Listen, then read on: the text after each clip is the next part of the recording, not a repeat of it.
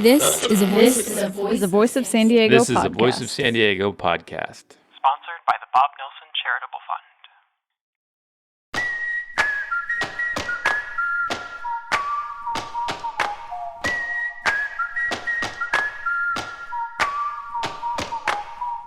Welcome to the Voice of San Diego podcast in partnership with News Radio 600 Kogo. I am Scott Lewis, the CEO and editor-in-chief at the Voice of San Diego. I'm joined by assistant editor Andrew Keats.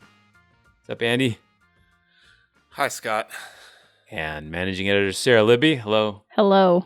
Sarah, did you have your block of cheese and pickle juice for lunch? I did eat half a block of cheese, and then I was too full to eat the pickle juice, which I'll have later as a nice treat.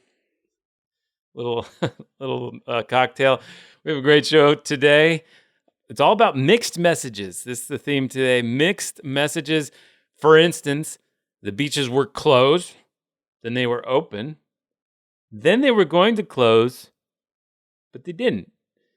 You can't sit in parks. That was clear, except that you can sit in parks, which is also clear.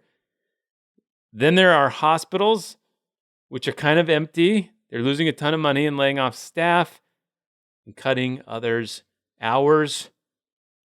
And we also have a story out of Encinitas, a mixed message about homeless residents and their accommodations at a local hotel. All that is coming up, but first we want to say thank you to everyone who attended our first virtual member event. We've always done member coffees, brews and news events, live podcasts. We hosted a happy hour this week, and it was fun. I very much enjoyed it. A lot of people said they could come that they wouldn't have normally been able to because of whatever concerns they have about the schedule and the traffic, stuff like that. No traffic when you're just in your kitchen. We talked a lot about what our reporters were covering, had several reporters there to answer questions. And it was just a nice opportunity to talk with everybody and get their questions. Thanks again to everybody who made it. And if you want to become a member to get special access to some of these things we're doing, we're going to do a lot of these kinds of things this year. Events were always an important part of my life and Voice of San Diego's offerings, and we're not going to stop. So go to VOSD.org/member. Again, that's VOSD.org/member. We had like 120 people there, and a lot of questions. It was good discussion. All right, so we had this weird experience last week. The mayor opened parks, just the neighborhood parks, not like Mission Bay Park, but not Fiesta Island, but some of the neighborhood parks were open. You could, they put out signs saying you could hike, you could jog, and you could walk. And then they said active use, though, was not allowed, which gave us a lot of concern that we didn't know what active meant, what the word active meant. But then... Yeah, just to put a fine point on it, to me, walking, jogging, and hiking are all quite similar. Like, I don't... Of all the things I need special clarification about, those things I would be comfortable lumping together to begin with. Yeah. And they all they're seem pretty in fact active about as active anyway, as you can get. Yeah. Right. Like they're the function of human activity, really. Sitting was not on their list of things that were allowed. And so Sarah deduced from that sitting was not allowed. I deduced that sitting was allowed.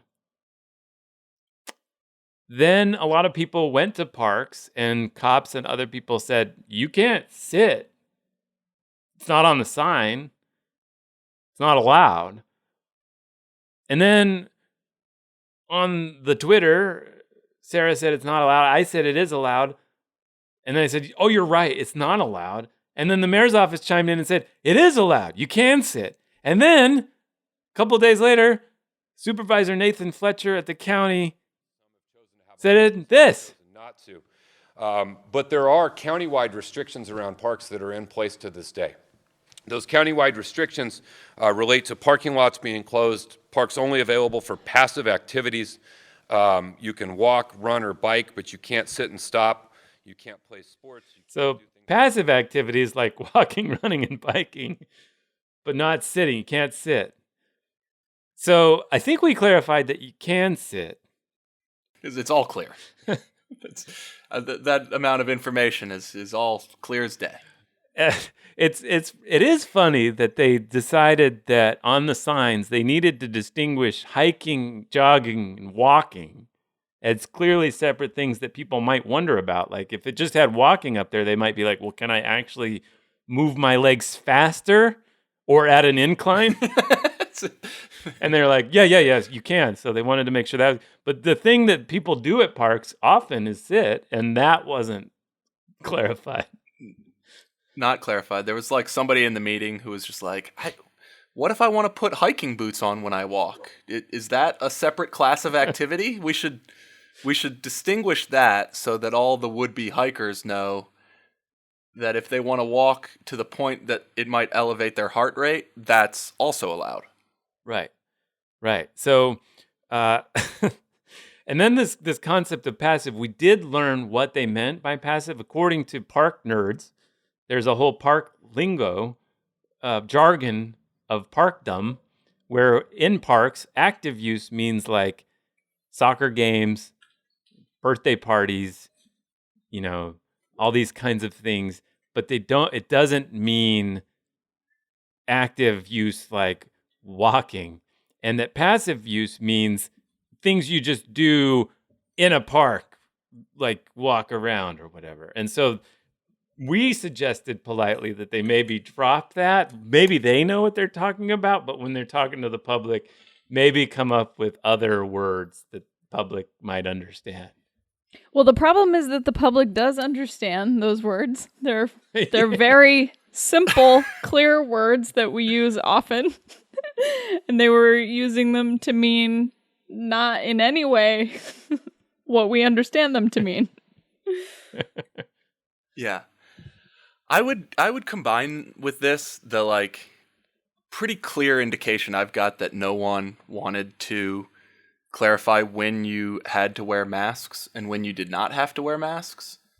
Ever since we started being told that masks were mandatory, I've seen people on Twitter asking what mandatory mask usage means and not getting very many clear answers.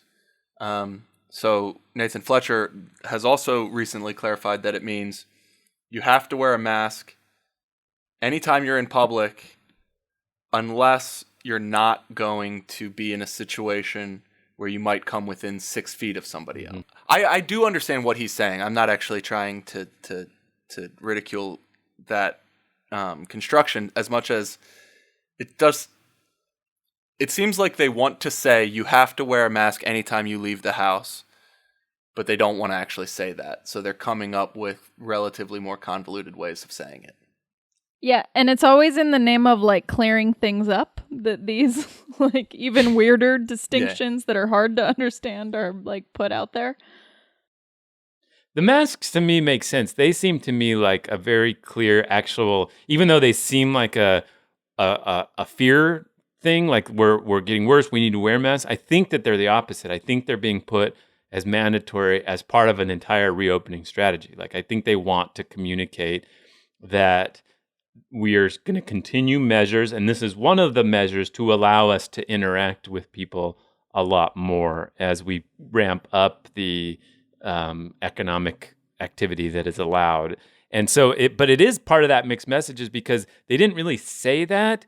And so it's just presented as like, this is really bad. We need to actually go further to protect ourselves, but also we're reopening things. It's like this, that's the theme of the day. I think the biggest issue that could be resolved is just lawyers. I love you. We got a lot of lawyers who listen to the show. You guys are great people. You help a lot of people in this country.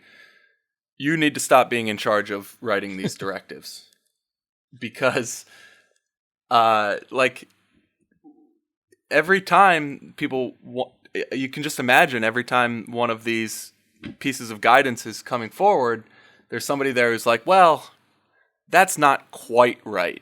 Why don't you, and then they edit it the way a lawyer would edit it to be airtight, but by being airtight, it's no longer understandable by any layperson. Yeah.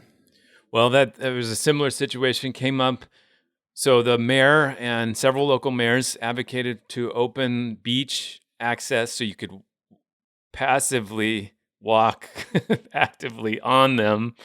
And you could go surf, kayak, and swim and paddleboard, but you could not boat and a few other things. Basically, you can't stop or, as the governor said, linger on these areas.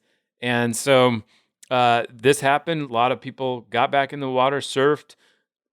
Seemed like it was more or less okay. There was a couple areas of a lot of heads in the water, but there's no sort of similar images as we saw in Orange County with people really crowded and actually just hanging out with their umbrellas and everything like a normal weekend on the beach.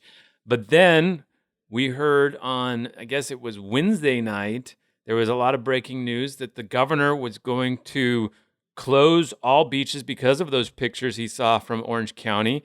And then everybody was worried and freaking out about that.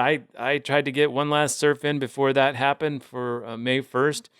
And then we all tried to get some clarity from the governor. He comes out, he announces that actually he's only going to close Orange County's beaches as a targeted way to sort of contain this problem and make sure that that doesn't happen again, but everybody else can have their access the way they wanted. And then he really wanted to clarify why being outdoors was important.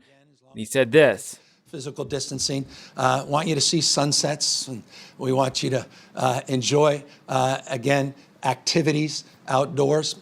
Again, the only thing we don't want you to do is linger outdoors in ways where you're mixing or you're congregating or you're violating. So you can go to a sunset, but you can't stand there.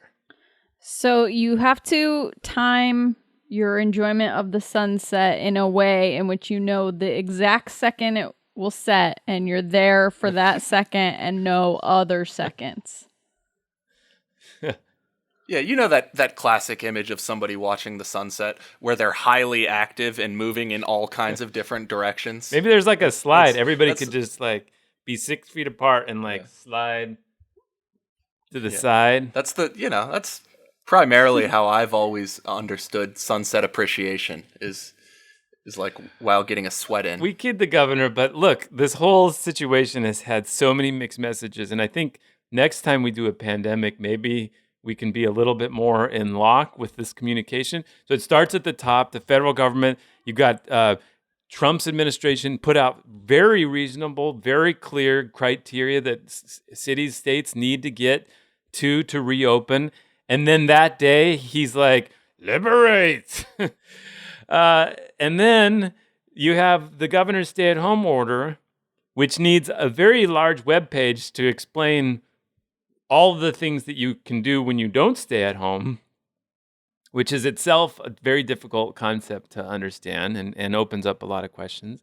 And then you have the whole, you can sit, but you can't sit, whatever. Basically, we have this, everybody seems to understand, I think you put it well, when you can't do anything.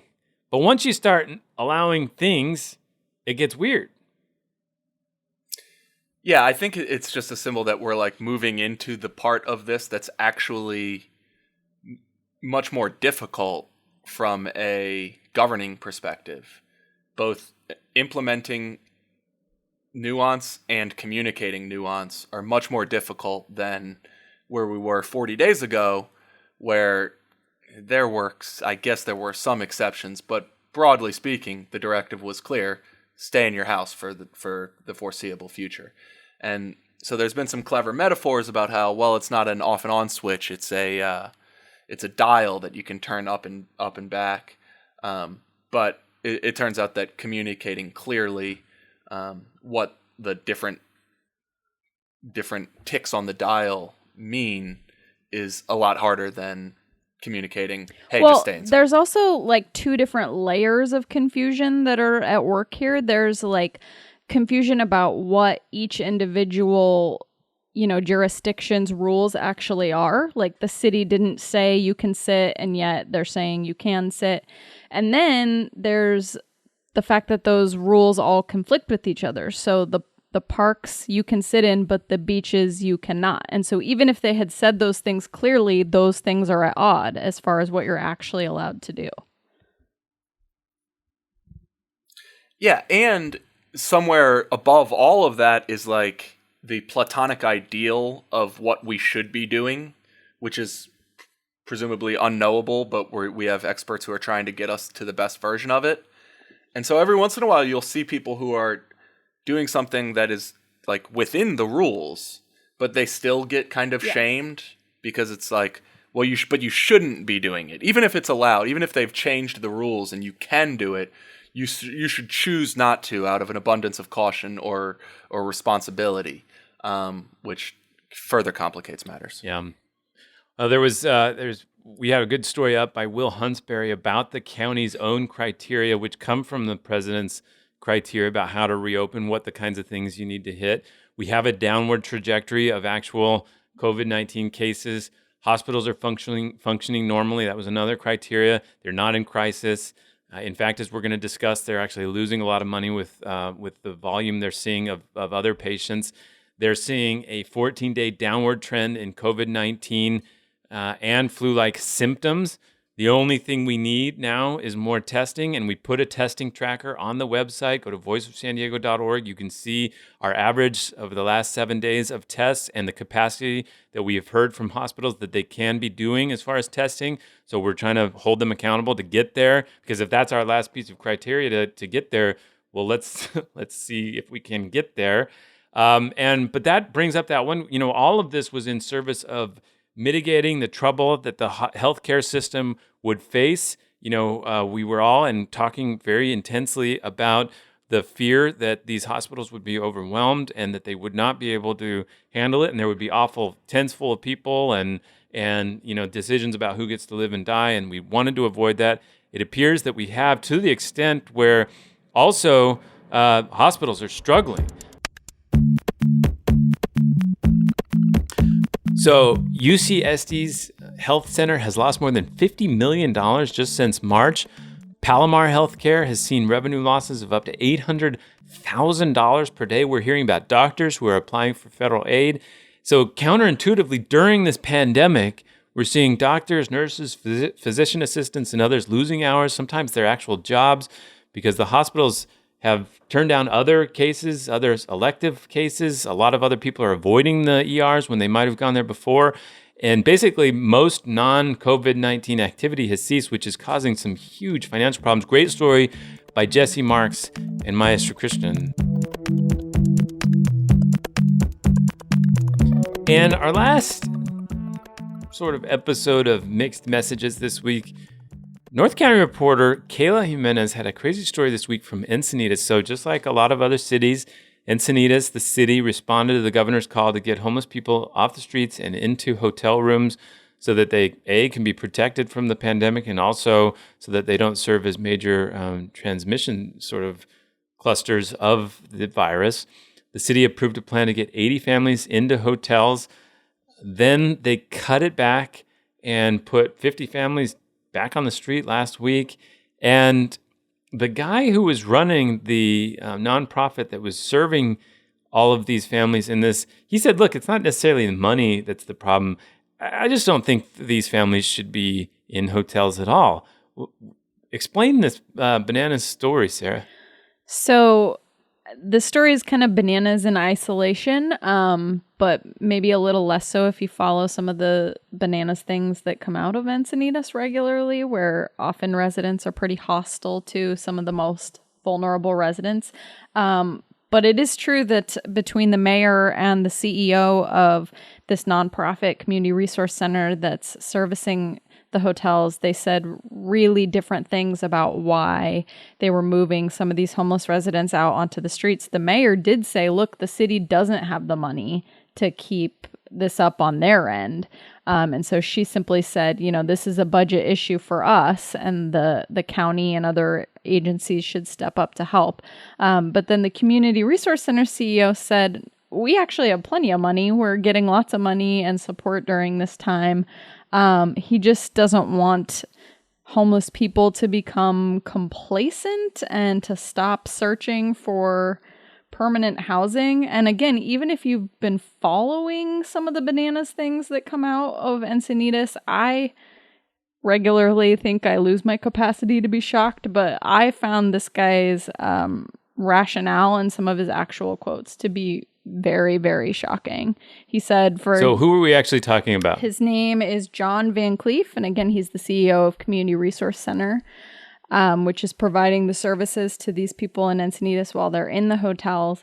He said, we're not revoking the vouchers. And another way to think of the question is, well, are the things that these folks did or didn't do while they were hoteled to be in a permanent home? So he's essentially blaming these homeless people for, I suppose, not finding permanent housing during a pandemic. I'm not here to litigate his perspective on the best way to address regional homelessness, but it does seem that, say, the last 40 days have been a relatively disruptive period for things like, finding permanent living situations or acquiring gainful employment.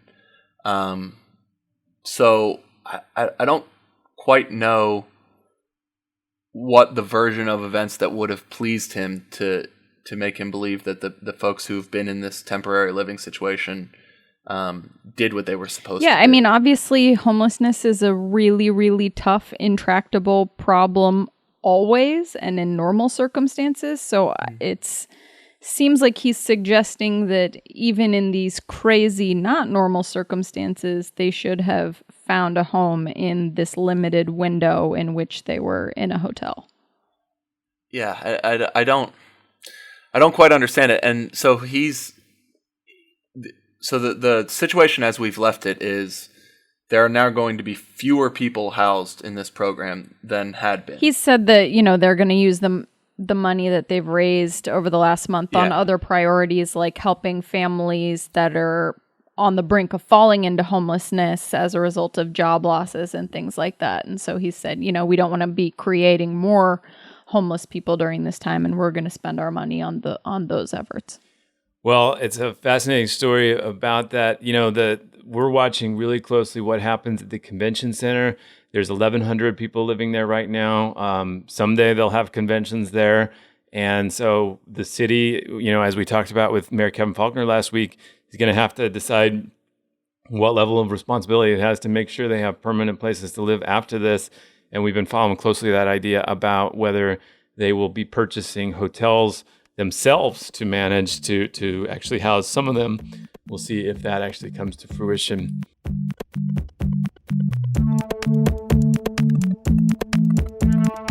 We have a minor update on that. The San Diego Housing Commission's budget is going before its board of directors on Friday, and seems to indicate that the initial budgeted figure for those hotel acquisitions, as well as rental assistance for people in the converted hotel rooms, to be about $30 million this year. Wow. Okay. I can't, if that's one of those news pieces that, had you told me a year ago, would be seriously considered by this mayor and council, I don't think I would have even been able to wrap my mind around it. So fascinating development there.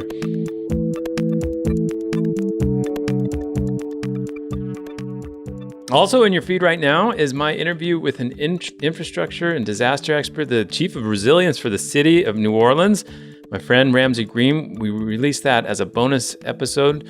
So it's kind of a way to compare notes about how that city's handling all these same complicated questions compared to how we are handling it.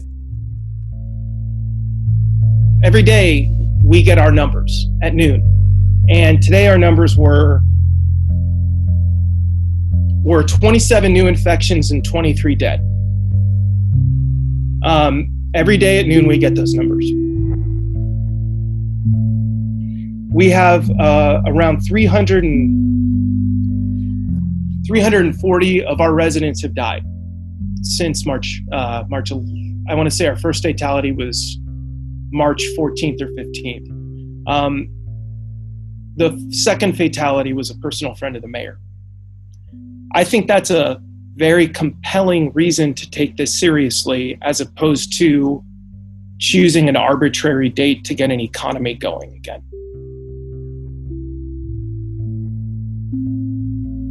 So check that out in your feed now. Thanks for listening to the Voice of San Diego podcast. It's the most popular public affairs podcast recorded in our homes.